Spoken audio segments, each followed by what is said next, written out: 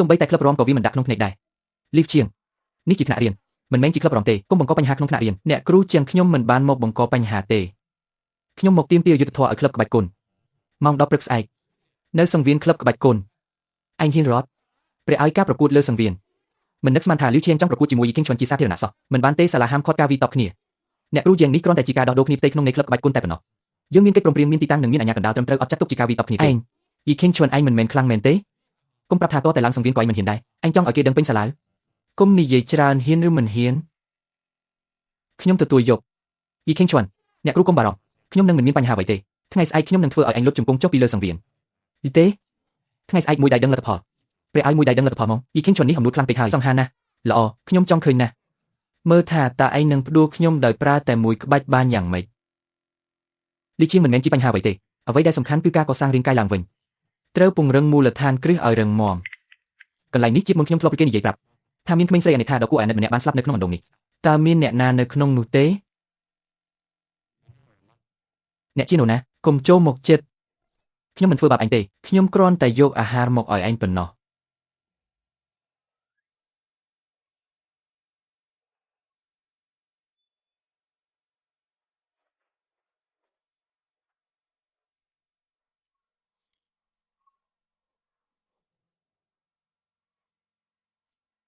ញ៉ាំយឺតទៅមិនបាច់ប្រញាប់ទេអរគុណចាប់ពីពេលនេះទៅកុំនៅកន្លែងនេះទៀតអីខ្ញុំគ្មានផ្ទះសម្បែងហើយក៏គ្មានអ្នកណាចង់បានខ្ញុំដែរលីងអឺរត់ទៅកុំខ្វល់ពីពួកយើងកុំងាកក្រោយឲ្យសោះខ្ញុំចុះទៅក្រោមលឿនឡើងរកនាងឲ្យឃើញ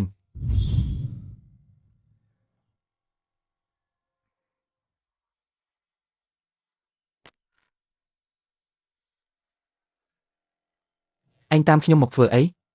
អ្នកជាមនុស្សចិត្តល្អខ្ញុំគ្មានកន្លែងទៅទេតាមមក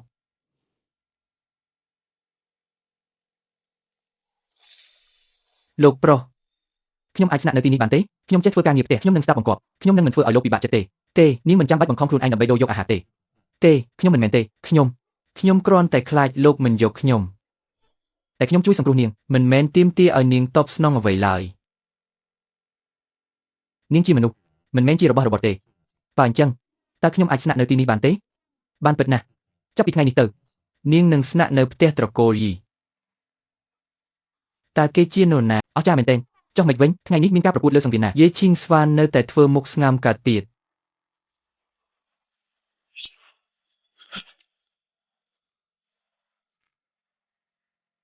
បងជាងនឹងហើយគឺខ្ញុំឈីងស្វានមកដល់ហើយថែមទាំងនាំស្រីស្អាតមកជាមួយទៀតសិស្សទាំងសាលាកំពុងរងចាំមើលល្អណាស់ថ្ងៃនេះខ្ញុំនឹងធ្វើឲ្យគេខ្មាស់គេពេញសាលាឲ្យមើល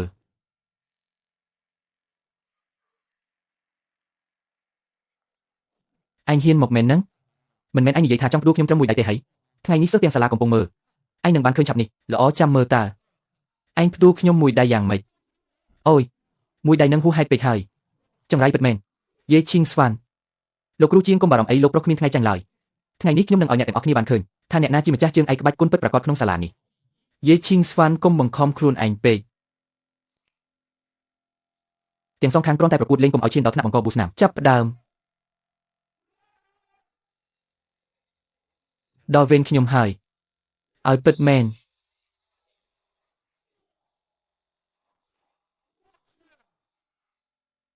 មួយក្បាច់ពិតមែន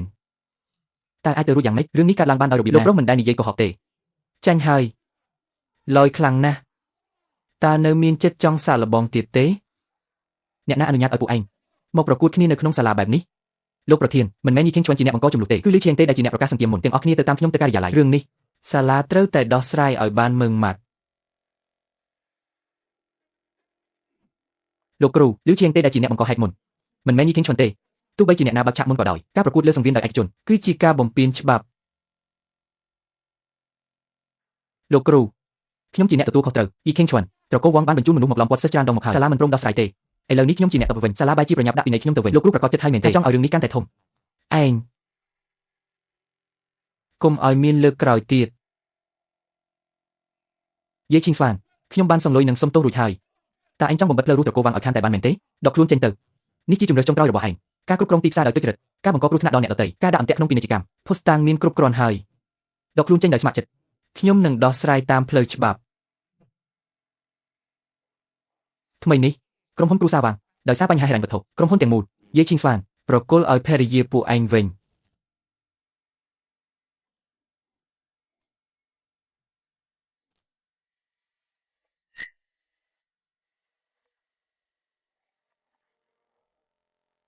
ជាងឈូរ៉ាន់5លានថ្ងៃនេះត្រូវតែសងខ្ញុំនឹងសងវិញប៉ុន្តែសូមកុំធ្វើឲ្យម្ដាយខ្ញុំភ័យខ្លាចយ៉ាងម៉េចបើគ្មានលុយសងក៏យកផ្ទះមកដាក់បញ្ចាំទៅលេងដៃមិនក៏ជាឯងទៀតហើយបំណុលរបស់គេបើឯងហ៊ានប៉ះគេទៀតផលវិបាកឯងជាអ្នកទទួលខុសត្រូវខ្លួនឯង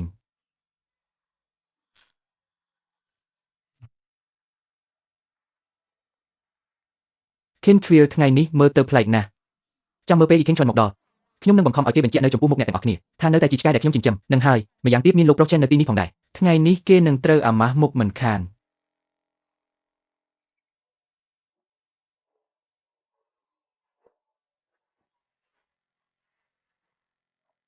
ក្មេងស្រីម្នាក់នេះស្អាតខ្លាំងណាស់តើនេះជាបងស្រីរបស់ឯងមែនទេខិនឃ្វៀលមិនអាចប្រៀបធៀបជាមួយនាងបានឡើយអ៊ីខិនឃ្វៀលអញហ៊ាននាំស្រីផ្សេងមកពីទីជប់លៀងខួបកំណើតរបស់ខ្ញុំយ៉ាងម៉េចខ្ញុំមកទីនេះគឺដើម្បីជូនកាដូអ្នកតែប៉ុណ្ណោះនេះគឺជាកាដូដែលលោកប្រុសផ្ដល់ឲ្យអ្នកចាត់ទុកថាឯងនៅមានសិលធម៌ខ្លះដែរឲ្យខ្ញុំមើលចុះថាឯងត្រៀមអ្វីមកឲ្យខ្ញុំ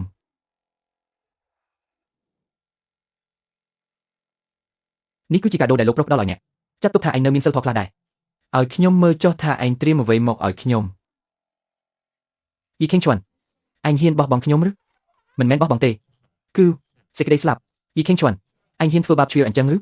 នាងគ្រាន់តែជារបស់ដែលខ្ញុំបោះចោលតែប៉ុណ្ណោះអញចង់ដឹងទេនេះឲ្យអ្នក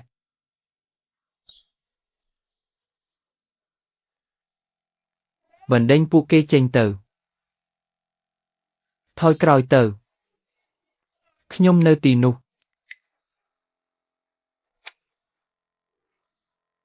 ឈិនសៀនត្រឡប់មកវិញកុំខ្វល់អីហើយមនុស្សមកថ្ងៃនេះកុំសង្ឃឹមថាវាអាចចេញពីសន្តាគារលងហៃបានឲ្យសោះទៅយាយឈិនសៀនថ្ងៃនេះបើមិនលុបជង្គង់សុំទោសខ្ញុំទេកុំសង្ឃឹមថានឹងបានចេញទៅណាឯងហ៊ានរារាំងលោកប្រុសផងអីឃើញទេសូម្បីតែលោកគ្រូលីវជីងម៉ូដែលជាមេដឹកនាំសម្ព័ន្ធក្បាច់គុនក៏មកជួយជ្រោមជ្រែងខ្ញុំដែរនេះហើយជាក្នុងបង្អែករបស់ខ្ញុំសុំមុខហើយលោកយាយកូនចៅមកយឺតពេកហើយសូមលោកមេត្តាអភ័យទោសអ្វីទៅហេតុអ្វីបានជាទៅជាបែបនេះអ្នកទាំងពីរនេះកុំឲ្យខ្ញុំឃើញមុខអ្នកទាំងពីរទៀតទទួលបញ្ជាខ្ញុំនឹងចាត់ការតាមផ្លូវច្បាប់និងមិនឲ្យមានរឿងរំខានដល់លោកយាយទៀតឡើយតើវាអាចទៅរួចយ៉ាងម៉េចទៅឈីងស្វានខ្ញុំដឹងកំហុសហើយឯងខ្ញុំចាប់ពីពេលនេះទៅយើងគ្មានអ្វីពាក់ព័ន្ធនឹងគ្នាទៀតទេ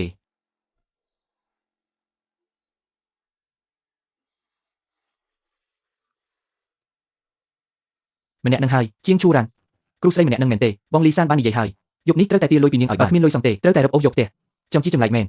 ម៉ាក់យើងប្រញាប់ត្រឡប់ទៅផ្ទះវិញទៅយាយឈីងស្វានការពារនាងបានតែម្ដងទេការពារនាងមិនបានមួយជីវិតនោះទេយប់នេះខ្ញុំនឹងទៅរកនាងម្ដងទៀតឈីងស្វានរឿងនៅសន្តាគារយើងបានដឹងអស់ហើយកូនមានរបួសត្រង់ណាដែរឬទេបាក់ខ្ញុំមិនអីទេសូម្បីតែលីវជីងម៉ូក៏គោរពកូនដល់ថ្នាក់នេះដែរទើបតែពេលនេះទេដែលប៉ាបានដឹងអ្នកពិតជាធំពេញវ័យហើយលោកប្រុសឈិនស៊ឺអឺកំពុងតែស៊ើបសួរគ្រប់កន្លែងពីរឿងរបស់អ្នកប្រាប់ទៅគេចុះមិនបាច់មកជួបខ្ញុំទៀតទេយាយឈីងសួនពួកគេមកទៀតហើយ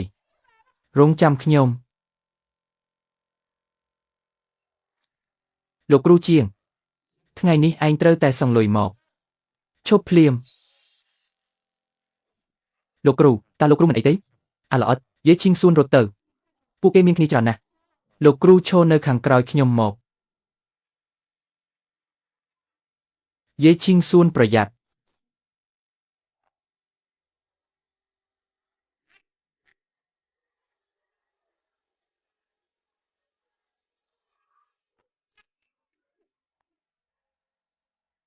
ក្មេងម្នាក់នេះពិតជាខ្លាំងមែន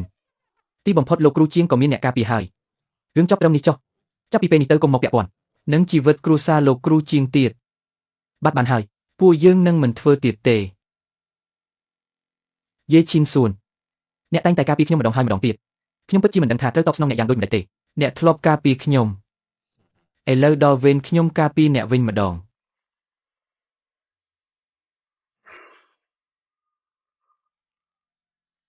ប្អូនប្រុសខ្ញុំមានរឿងហើយ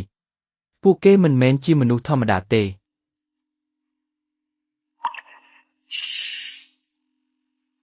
គាត់មកដល់ហើយទុកឲ្យខ្ញុំដោះស្រាយចុះ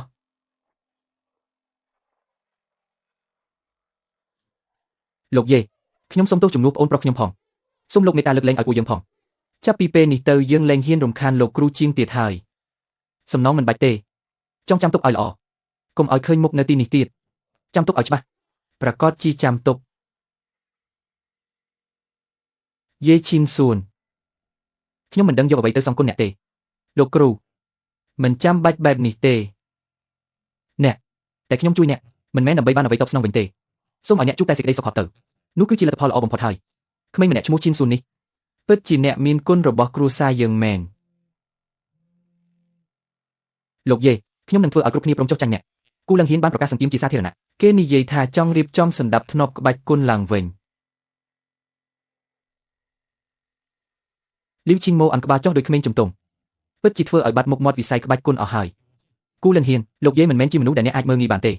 ចង់ឲ្យខ្ញុំចុះចាញ់មែនទេបានបើចឹងឲ្យគាត់ទប់កណ្ដាប់ដៃខ្ញុំមួយទៅ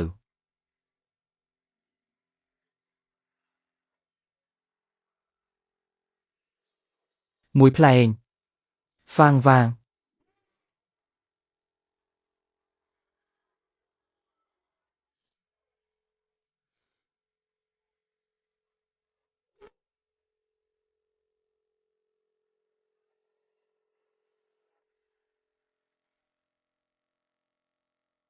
អាឈានលោកយាយគូដៅមិនមែនជាអ្នកប្រើអំណាចជិះជាន់គេទេចាប់ពីពេលនេះទៅត្រូវគោរពច្បាប់ដើម្បីភាពសុខសាន្តនៃតំបន់នេះលោកយាយលោកម្ចាស់ឡុងអៅកំពុងមានអាការៈធ្ងន់ធ្ងរគ្រូពេទ្យទាំងអស់សុទ្ធតែអស់សមត្ថភាពហើយខ្លាចថាមិនអាចឆ្លងផុតយប់នេះទេឡុងអៅគាត់គឺជាមហាគ្រូនៃវិថីក្បាច់គុណនៅជាងពេលណាប្រភព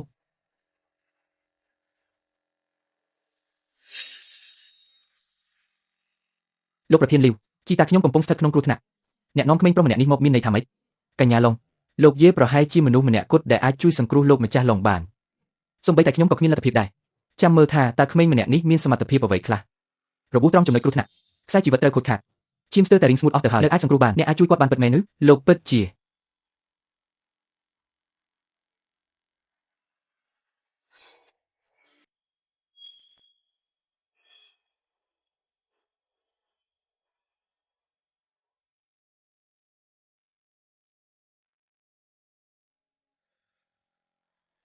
លោកគ្រូខ្ញុំពិតជាភ្នែកមិនដល់ដែលមិនស្គាល់លោកគ្រូសូមលោកគ្រូជួយសង្គ្រោះជីតារបស់ខ្ញុំផងជំនាញពេទ្យរបស់លោកគ្រូពិតជាអស្ចារ្យណាស់សូមលោកគ្រូទទួលខ្ញុំជាសិស្សផងខ្ញុំមិនទទួលសិស្សទេយ៉ាវមជុលនេះវាជាមជុលបុរាណដែលបាត់បង់យូរមកហើយត្រឹមត្រូវហើយចាប់ពីពេលនេះទៅត្រកូលឡុងជំពាក់ជីវិតលោកគ្រូយាយមួយលោកយាយបានជួយសង្គ្រោះជីវិតខ្ញុំសមាជិកត្រកូលឡុងទាំងអស់សុខចិត្តស្ដាប់បង្គាប់តាមលោកគ្រូវិជាគុណរបស់លោកគ្រូពិតជាខ្ពង់ខ្ពស់ណាស់ចំណែកវិជាពេទ្យក៏មិនធម្មតាដែរខ្ញុំសូមស្ម័គ្រចិត្តដើរតាមលោកគ្រូមិនចាំបាច់ទេខ្ញុំគ្មានបំណងចង់គ្រងអំណាចអ្វីនោះទេឲ្យតែពួកអ្នកចេះគោរពវិន័យហើយការពារសន្តិសុខឲ្យបានល្អ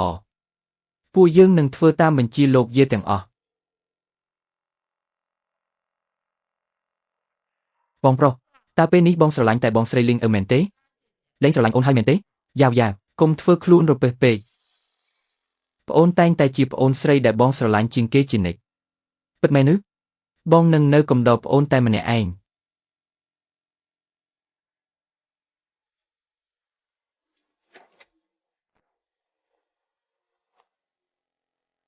យាយឈីងស្វានមិនបានជួបគ្នាយូរហើយណាហេតុអ្វីបានជាមានបងស្រីម្នាក់ទៀតមកទៀតហើយយាយឈីងស្វានមិនបានជួបគ្នាយូរហើយដូចគ្នាឈីងលៀនចាប់ពីពេលនេះទៅរស់នៅទីនេះដោយស្ងប់ចិត្តចុះទីនេះគឺជាផ្ទះរបស់នាងបងប្រុសតើគាត់ក៏ជាអ្នកដែលបងជួយសង្គ្រោះដែរឬកុំនិយាយផ្ដេសផ្ដាស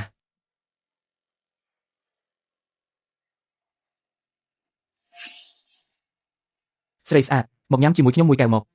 យប់នេះខ្ញុំជាអ្នកចេញថ្លៃទាំងអស់សូមគោរពខ្លួនឯងផងកុំខ្ញុំរកឃើញហើយអញដឹងទេថាខ្ញុំជានរណាខ្ញុំជាអនុប្រធានសភាពាណិជ្ជកម្មការពារគ្រួសារឲ្យបានបាទលោកប្រុសអូនថ្ងៃនេះខ្ញុំនឹងឲ្យអញដឹងថាការបង្កហេតុដល់សភាពាណិជ្ជកម្មមានលទ្ធផលយ៉ាងណាសភាពាណិជ្ជកម្ម មិនមែនជាកូនបង្កើតរបស់អ្នកទេ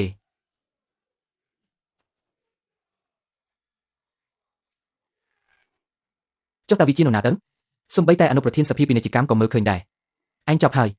ប្រធានសមាគមមកដល់ហើយឯងស្លាប់មិនខានទេលោកប្រធានគឺអាម្នាក់នឹងហើយដែលវាខ្ញុំឆាប់កំចាត់វាចោលទៅ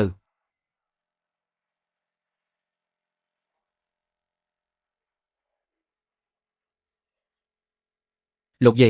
កូនចៅរបស់ខ្ញុំអប់រំមិនបានល្អសូមលោកមេត្តាអភ័យទោសលោកប្រធានហេតុអ្វីលោកអន់ក្បាលគោរពវាដកហូតតំណែងសាងស៊ីហាវពីតំណែងអនុប្រធានសមាគមពាណិជ្ជករ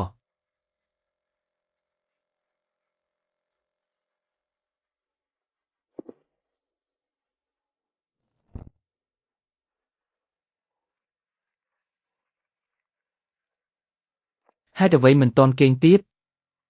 រឿងនៅសន្តាគារថ្ងៃនេះវាអាចនឹងបង្កបញ្ហាដល់បងទេគ្រាន់តែជាក្រុមធ្លុកអន់ប៉ុណ្ណោះ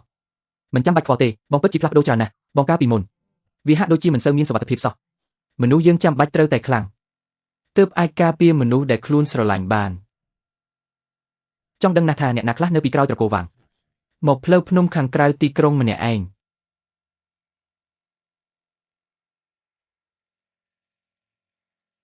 យេឈីងស្ហួនគេបង្កកំហុសដល់ផែនការយើងច្រើនពេកហើយឯងជានរណាឯងគ្រាន់តែដឹងថាសភាពាណិជ្ជកម្មត្រកូលវាងរាល់ផែនការទាំងអស់ដែលតម្រង់មកត្រកូលយេសុទ្ធតែមានដៃជើងរបស់ក្រុមប្រលប់នៅពីក្រោយកំចាត់វាចោលទៅអាពួកលាក់មុខក៏ហ៊ានមកបង្កើតរឿងដែរឬគោលដៅមានតែម្នាក់ទេរស់រាន់ឡើង